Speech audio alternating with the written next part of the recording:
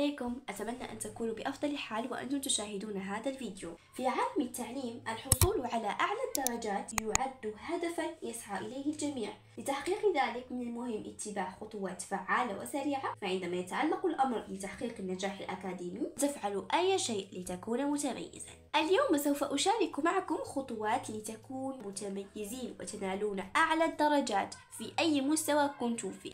نصائح فعالة وعن تجربتي الشخصية. الخطوة الأولى: التخطيط الجيد. التخطيط هو أول خطوة نحو النجاح. قم بتحديد المواد التي تحتاج إلى التركيز عليها، وحدد أهدافا واضحة لكل جلسة دراسية. استخدم أدوات التنظيم لتتبع تقدمك. الخطوة الثانية: استخدام مصادر موثوقة.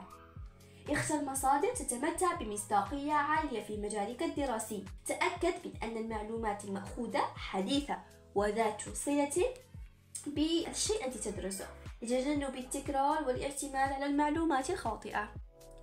الخطوة الثالثة: الكتابة بأسلوبك الخاص، أو ما نسميه بالتلخيص.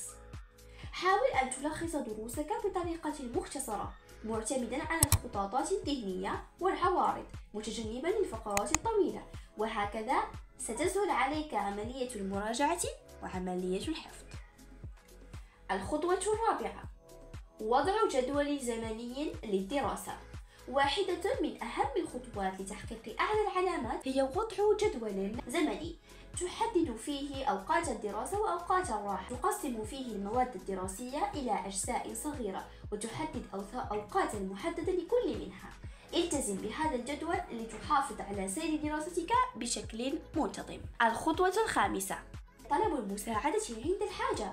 لا تتردد في طلب المساعدة من المعلمين أو الزملاء إذا واجهت صعوبات في فهم المواد المعينة.